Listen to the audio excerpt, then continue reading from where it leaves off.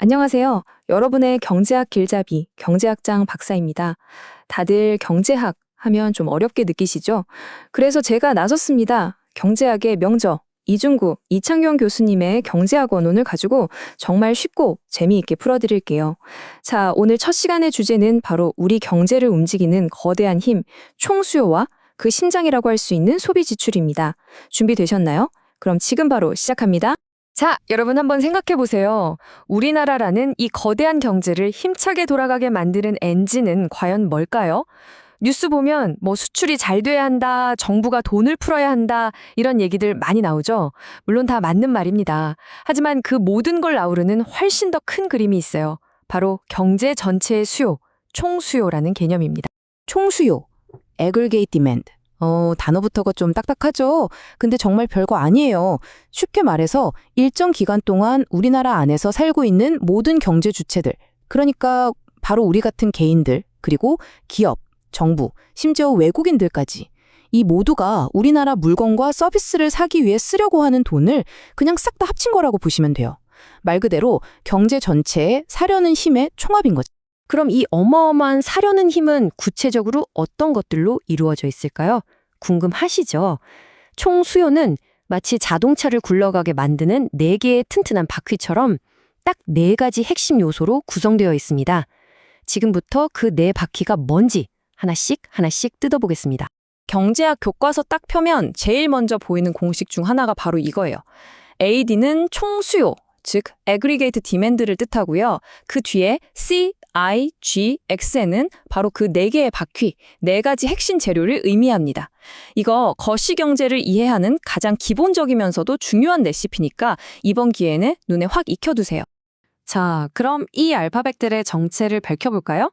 첫 번째, C는 consumption, 바로 우리 가정이 쓰는 돈, 소비입니다. 두 번째, I는 investment, 기업이 공장을 짓거나 기계를 사는 투자고요. 세 번째 G는 government spending, 나라 살림에 쓰는 정부 지출이죠. 마지막으로 XN은 net exports, 우리나라가 외국에 판 것, 즉 수출에서 사온 것, 즉 수입을 뺀 순수출을 말합니다. 이 4가지가 딱 합쳐져서 한 나라의 총수요를 만드는 겁니다. 간단하죠? 좋습니다. 그럼 이제 한 단계 더 들어가 보죠. 이 4바퀴 C, I, G, XN 중에서 과연 우리 경제에 가장 큰 영향을 미치는 가장 중요한 바퀴는 뭘까요? 오늘의 핵심 질문입니다. 말하자면 우리 경제의 MVP는 과연 누구일까요? 정답은 바로 이 차트를 보세요. 압도적이죠? 바로 소비 C입니다. 교재에 따르면 우리나라 총수요의 절반 이상을 바로 이 소비가 차지하고 있어요. 이게 왜 중요하냐면요. 결국 우리 경제가 좋냐 나쁘냐 하는 건 사실상 저와 여러분 같은 평범한 사람들의 씀씀이에 달려있다는 뜻이거든요. 우리가 지갑을 열면 경제가 활짝 피는 거고 우리가 지갑을 닫으면 경제 전체가 얼어붙는 거죠. 정말 막중한 역할이죠. 그럼 우리 경제의 MVP, 이 소비 지출에 대해서 조금만 더 자세히 알아볼게요. 소비 지출이라는 건 말 그대로 우리가 먹고, 입고, 즐기기 위해서 쓰는 모든 돈을 말합니다. 마트에서 장 보는 거, 미용실 가서 머리 자르는 거, 친구랑 영화 보는 거, 전부 다 여기에 포함되는 거예요. 근데 소비에도 종류가 좀 있어요. 우리가 매일 사는 쌀이나 반찬 같은 것도 있지만 지금 보시는 이 자동차처럼 한 번 사면 아주 오랫동안 쓰는 물건도 있잖아요. 경제학에서는 이런 걸 내구재 소비라고 따로 불러요. 이게 왜 중요하냐면 이런 비싼 내구재 소비는 경기가 좋을 때 확 늘고 안 좋을 때 확 줄거든요. 그래서 사람들이 차를 많이 산다? 아, 지금 경제를 긍정적으로 보고 있구나 하고 경제 신뢰도를 엿볼 수 있는 아주 중요한 신호가 됩니다. 자, 이제 소비가 우리 경제에서 얼마나 중요한 선수인지 확실히 알았죠? 그럼 이제 자연스럽게 다음 질문으로 넘어가야죠. 대체 무엇이 우리의 소비를 결정하는 걸까요? 왜 우리는 어떤 달엔 돈을 펑청 쓰고 어떤 달엔 허리띠를 졸라매게 되는 걸까요? 그 비밀을 파헤쳐 보겠습니다. 혹시 여러분 월급날 전이랑 후 씀씀이가 확 달라지는 경험 다들 해보셨죠? 점심 메뉴부터 달라지잖아요? 맞습니다. 바로 그거예요. 우리의 소비를 결정하는 여러 요인들이 있겠지만 경제학자들이 이구동성으로 이게 거의 전부다라고 말하는 가장 결정적인 요인이 딱 하나 있습니다. 그 정답은 바로 처분 가능 소득입니다. 이름이 조금 딱딱하게 들릴 수 있는데 사실은 우리한테 아주 익숙하고 직관적인 개념이에요. 처분 가능 소득. 이게 뭐냐면요. 우리가 번 돈에서 이것저것 세금 낼 거 다 내고 순수하게 내 주머니에 남아서 내 마음대로 처분할 수 있는 진짜 내 돈을 말합니다. 제일 쉽게 말하면 월급 통장에 실제로 찍히는 그 돈, 바로 그 돈이죠. 우리는 바로 이 돈을 가지고 쓸지 아니면 저축할지를 결정하는 겁니다. 생각해보면 너무 당연한 얘기죠? 처분 가능 소득이랑 소비 사이에는 아주 강력한 플러스 관계가 있어요. 즉, 내 주머니에 들어오는 진짜 내 돈이 많아지면 씀씀이도 자연스럽게 커진다는 거죠. 소득이 늘면 여기 사진 속 사람들처럼 더 활발하게 쇼핑도 하고 외식도 하게 되는 겁니다. 그래서 정부가 경제 살리겠다고 할 때 어떻게든 우리 주머니에 돈을 더 넣어주려고 하는 이유가 바로 여기에 있는 거예요. 자, 말로만 하지 말고 실제 데이터로 한번 확인해 볼까요?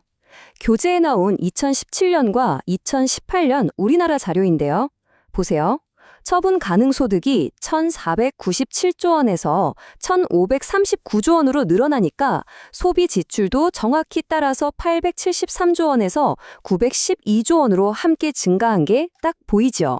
그런데 여기서 진짜 재밌는 걸 발견할 수 있어요. 잘 보세요. 소득은 42조 원이 늘었는데 소비는 39조 원만 늘었어요. 그럼 나머지 3조 원은 어디로 갔을까요? 그렇죠. 바로 저축으로 간 겁니다. 이게 아주 중요한 포인트예요. 사람들은 소득이 늘었다고 해서 그 돈을 100% 다 쓰진 않는다는 거죠. 늘어난 소득 중에 얼마를 더 쓰고 얼마를 저축하는지가 경제의 미래를 예측하는 또 하나의 중요한 열쇠가 되는 겁니다. 자, 오늘 우리 경제를 움직이는 핵심 동력에 대해서 쭉 한번 훑어봤습니다. 어떠셨어요? 정말 중요하죠? 머릿속에 쏙쏙 들어올 수 있도록 핵심만 다시 한번 빠르게 짚어드리고요. 오늘 배운 지식을 현실에 적용해 볼 수 있는 재미있는 질문 하나 던지면서 마무리하겠습니다. 오늘 배운 내용 딱 3가지만 기억하세요. 첫째, 경제의 총 지출은 총 수요라고 하고 그 안에는 소비, 투자, 정부 지출, 순수출, 네 바퀴가 있다. 둘째, 그 중에서 가장 큰 엔진은 단연코 소비다. 셋째, 이 소비를 움직이는 결정적인 키는 바로 처분 가능 소득, 즉 진짜 내 돈이다. 이 3가지 절대 잊으시면 안 돼요. 자, 마지막으로 여러분께 드리는 질문입니다. 한번 상상해 보세요. 만약 정부가 세금을 깎아줘서 여러분의 처분 가능 소득이, 즉 통장에 찍히는 돈이 매달 10만 원씩 늘어난다면 여러분은 그 돈으로 뭘 하시겠어요? 묻어두고 저축하시겠어요? 아니면 그동안 사고 싶었던 걸 사거나 친구들과 더 맛있는 걸 사 먹으시겠어요? 여러분 한 명 한 명의 그 작은 선택이 모여서 과연 우리 경제 전체에는 어떤 거대한 변화의 물결을 만들어낼까요? 오늘 배운 내용들을 떠올리면서 한번 깊이 생각해 보시면 좋겠습니다. 감사합니다.